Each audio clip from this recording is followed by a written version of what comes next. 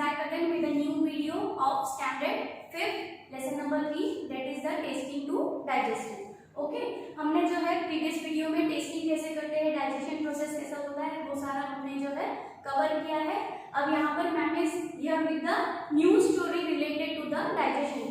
Digestion को लेकर ही जो है एक न्यू स्टोरी है हमारे लेसन में कंटिन्यू हो रही है, और वो स्टोरी का नाम है a stomach with a window. यानी कि यहाँ पर एक पर्सन है, एक सोल्जर है, और उसके स्टमक में ऐसा बोला गया है कि वो विंडो है. जैसे कि हमारे घरों में विंडो होती है, तो हम विंडो को जैसे ओपन करते हैं तो बाहर की चीजें हमें दिखाई देती है, बाहर से हम घर के अंदर क्या हो रहा है वो सारी चीजें देख सकते हैं. तो यहाँ पर भी एक एग्जाम्पल दिया है, जो एक सोल्जर है और उसके पेट में क्या है, विंडो है, यानी कि स्टमक में विंडो है, जिसके थ्रू जो डॉक्टर्स है, साइंटिस्ट है, वो देख सकते हैं, और जिससे ये पता चलेगा कि वो फूड अगर खा रहा है तो डाइजेशन कितनी देर में होता है. ये सारी चीजें हम जो है ये स्टोरी में कवर करेंगे. So let's start. In the poem, you read about a soldier called Martin. In 1822, he was 18 years old and was very healthy. क्या बताया गया है कि यहाँ पर एक जो सोल्जर है, वो सोल्जर का नाम है मार्टिन. ओके, और वो कौन से साल की बात कर रहे हैं, कौन से ईयर की, 1822. सो स्टूडेंट्स, कौन से ईयर की बात कर रहे हैं हम, 1822. ओके, जैसे कि अभी हमारा 2020 चल रहा है, वैसे ये कौन से ईयर की बात हो रही है, 1822. He was 18 years old. वो कैसे कितने साल का था, he was 18 years, यानी कि वो 18 साल का था.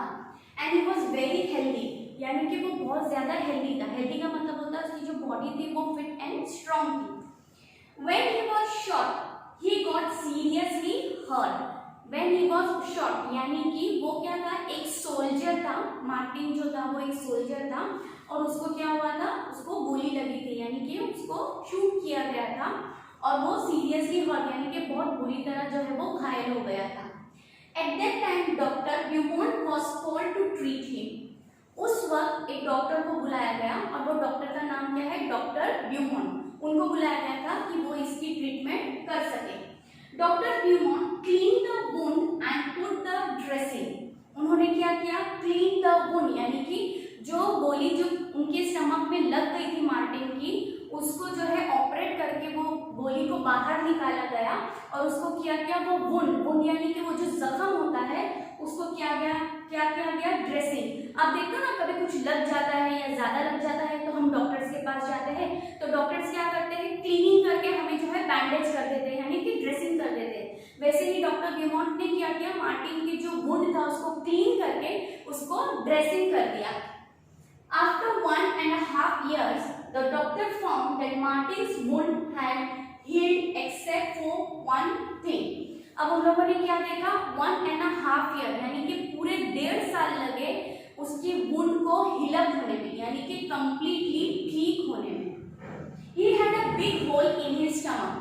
लेकिन उसके बाद में जब डॉक्टर्स ने फिर से उसको टेस्ट किया, देखा, तो क्या पता चला कि वो जो वुंड तो ठीक हो गया है, लेकिन क्या रह गया है, उसके स्टमक में एक होल जो है वो रह गया है. ठीक है, और वो होल किसका था, जो शॉट लग गया, यानी कि उसको जब गोली लगी थी, जब उसको शूट किया गया था, तो वो जो वुंड है वो ऊपर से, यानी कि स्किन के ऊपर से तो वो क्लियर हो गया था, लेकिन उसके स्टमक में क्या हो गया था, एक होल रह गया था. The hole was covered with a loose flap of skin. क्या हो गया था, लूज फ्लैप ऑफ स्किन, यानी पतली सी जो स्किन उसके ऊपर आ गई थी. फॉर एग्जाम्पल, अगर किसी को लग जाता है, जैसे आप देखते होंगे कि कहीं से कोई बच्चा गिर गया या उसके फोरहेड पे लग गया या कहीं हाथ पर लग गया, तो डॉक्टर्स क्या करते हैं, उसको ड्रेसिंग कर लेते हैं. तो वो ड्रेसिंग करने के बाद क्या होता है कि ऊपर से स्किन आ जाती है, राइट, न्यू स्किन आ जाती है. वैसे ही मार्टिन के स्टमक पे भी ऊपर से जो है वो लूज फ्लैप ऑफ स्किन, यानी कि पतली सी स्किन आ गई थी, लेकिन वो स्किन के नीचे वो होल जो था वो वैसे के वैसा ही था. The hole was covered with a loose flap of skin like the washer in the football. Press the skin and you could peep into the Martin's stomach. और वो इतना लूज स्किन था कि अगर आप उसको प्रेस करके या ऊपर करके ऐसे देखोगे वो स्किन को, तो आपको वो होल के थ्रू आप मार्टिन के स्टमक में भी इजीली देख सकते थे. ओके, समझ में आ रहा है. डॉक्टर्स ने क्या देखा कि 1.5 साल के बाद उसका जो वुंड था वो तो कंप्लीटली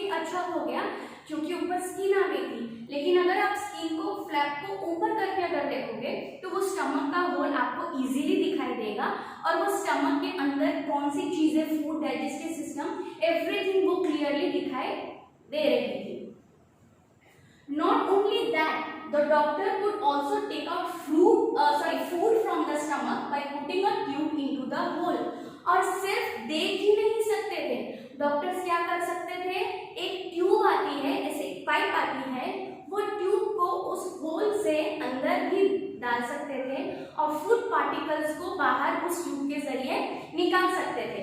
आप लोगों को समझ में आ रहा है? डॉक्टर सिर्फ देख रहे नहीं थे, वो ट्यूब को अंदर डालते थे उस होल से और फूड पार्टिकल्स जो मार्टिन खाता था, वो फूड पार्टिकल्स जैसे कि हम अगर खाते हैं, और प्रीवियस वीडियो में भी हमने डाइजेस्टिव सिस्टम में देखा है कि जब हम फूड खाते हैं तो वो पार्टिकल्स हमारे स्टमक में जाते हैं, तो वो स्टमक से वो ट्यूब के जरिए वो फूड पार्टिकल्स भी डॉक्टर्स निकाल सकते थे। Doctor Beaumont felt he had found a treasure. Can you guess how much time he spent on doing different experiments on this stomach? 9 years. During this time, Martin grew up and got married. Okay? अब doctor ब्लूमोंट को जो है वो बहुत ज्यादा यानी कि treasure यानी कि कुछ खजाना मिल गया। कैसे? क्योंकि उसको एक्सपेरिमेंट करने के लिए, स्टडी करने के लिए उसको एक रास्ता मिल गया कि अगर हम ह्यूमन बींग्स खाना खाते हैं तो वो स्टमक में जाने के बाद कौन से प्रोसेस से फॉलो होता है। जैसे कि हम खाते हैं तो हमारे अंदर जाकर वो स्टमक है, लार्ज इंटेस्टाइन, स्मॉल इंटेस्टाइन, ये सारी चीजें जो प्रेजेंट होती है, तो फूड जो प्रोसेस से गुजरता है वो सारी चीजें स्टडी करने का मौका किसे मिला? डॉक्टर ब्लूमोंट को। ओके, और डॉक्टर ब्लूमोंट जो है वो होल से मार्टिन के होल पर एक्सपेरिमेंट तो करते थे, लेकिन मार्टिन उस वक्त कितने साल का था? 18 इयर्स का, और ये एक्सपेरिमेंट्स कंटिन्यू चलता भी रहा और मार्टिन ग्रू ओल्ड यानी कि उसकी एज भी बढ़ती गई और वो फाइनली मैरिड यानी कि उसकी शादी भी हो गई। At that time, scientists did not know how food was digested.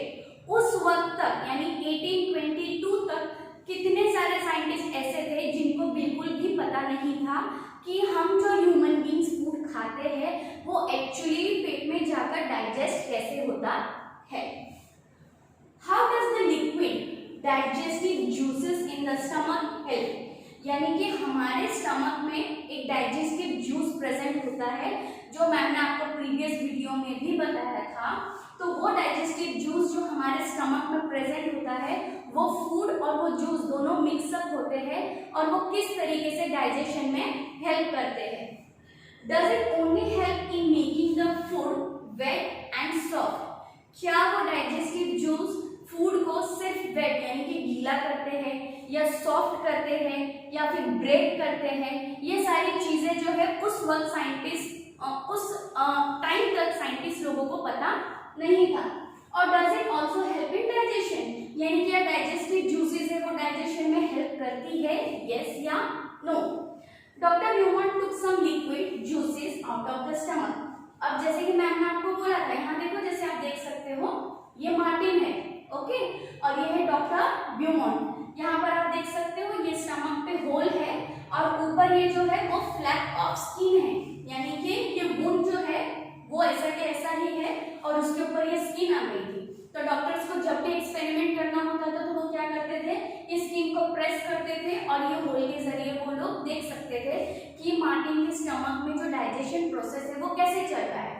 तो डॉक्टर्स क्या करते थे, यहाँ से ट्यूब्स डालते थे, फूड पार्टिकल्स निकालते थे। तो डॉक्टर ब्लूमोंट ने सबसे पहले बाहर क्या निकाला ट्यूब से? डाइजेस्टिव जूसेस, यानी कि हमारे स्टमक में एक अलग सा एसिड होता है, वो एसिड को उन्होंने बाहर निकाला। He wanted to see what would happen to a food item kept in a glass filled with it. उन्होंने ये एक्सपेरिमेंट किया कि अगर वो जो फूड है मार्टिन के स्टमक से हम बाहर निकालते हैं और एक ग्लास, वाटर वाला ग्लास होता है, उसमें वो फूड को डाल देते हैं, तो वो ये एक्सपेरिमेंट करना चाहते थे कि जो हमारे स्टमक में डाइजेस्टिव जूसेस प्रेजेंट है उसमें ज्यादा जल्दी खाना हजम होता है, या फिर अगर आप बाहर ग्लास में रखोगे यानी कि बाहर रखोगे बिना कोई एसिड के, या उसमें जल्दी हजम होता है। ये जो है एक्सपेरिमेंट डॉक्टर ब्लूमोंट करने जा रहे थे। Would it get digested on its own? For this he did an experiment.